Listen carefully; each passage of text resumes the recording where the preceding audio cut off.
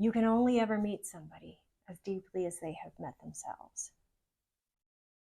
And we meet each other at that level that we're all at. And as we each get deeper into our self-exploration and come to understand ourselves, the nature of our reality, and how we relate to our realities, we have the capacity to get to know other people on deeper levels and understand more about them and the nature of them within their realities.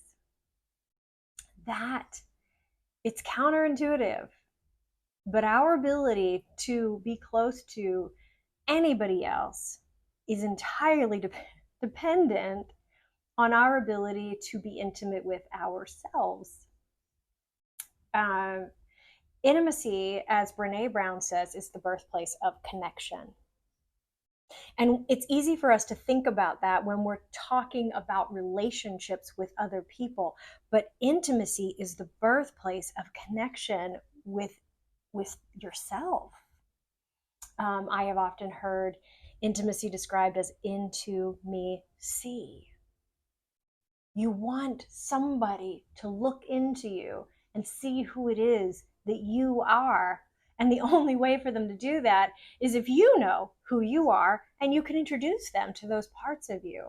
So often when I was working closely with couples and I had people struggling with intimacy in their relationships, and they would come to me and they would say, well, you know, my partner, and they would describe all of the challenges they were facing in their intimate relationship. And I would help them to understand that how could they possibly expect their partner to understand and get to know these parts of themselves when they were not familiar with them themselves? You know, do you know what brings you pleasure? Do you know how you feel about this? Do you know what feels good in your body in this way? You know, on a simple level. And then we long to connect as human beings. It's like we are in a sea of, we are like islands, you know, everyone kind of feels like an island and nobody really feels understood. And we all are experiencing levels of loneliness and solitude in different ways. And we really are only able to alleviate that when we are willing to dive within that dark, unexplored space within ourselves and unearth all of the treasure that we can find there. And sometimes there's a swirl of chaos that we are going to have to find our way through. And it's a little bit like Dorothy in The Wizard of Oz, you know? And here we are spinning, and there are witches, and there are lions, and there are scarecrows. And we walk through this strange, bizarre landscape. It's quite an adventure, really, the exploration of the self. And then we finally realize that there was no place like home. And there's no place like home. And we find ourselves at home within ourselves.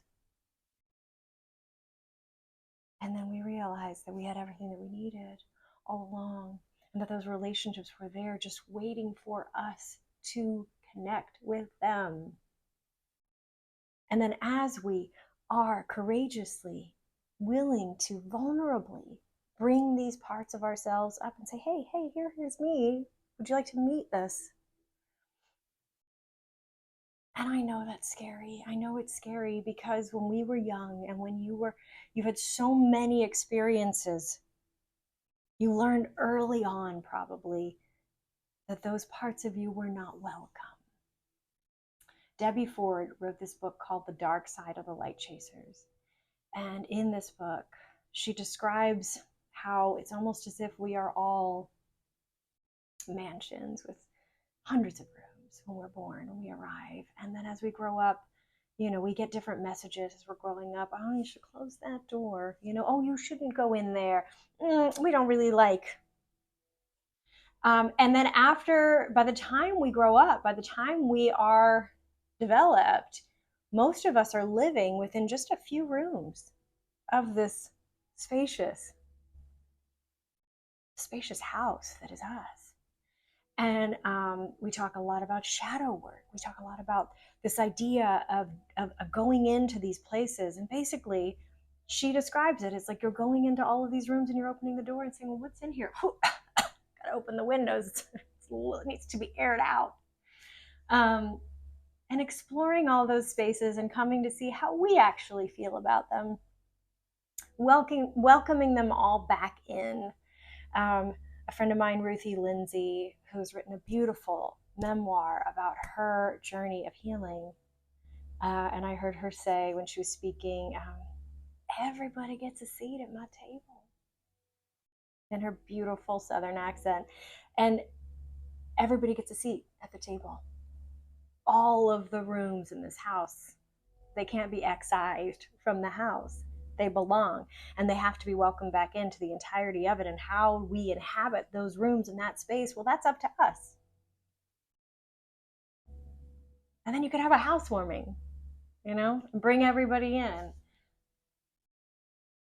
And now that I have done that work, and there's still the occasional cobweb in the corner and a random utility closet I haven't explored yet in this mansion of me. But as we do that work, we turn all the lights on and we air all the rooms out and we open the front doors and we feel safe to welcome other people in to explore. And not everybody is going to want to hang out in your house, and that's okay. We don't have room for everybody. I don't have room for everybody in my house.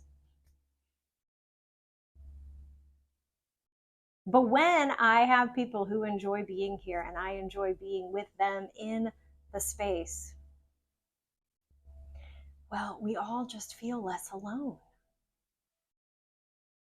And we find that we are more similar than we are actually different.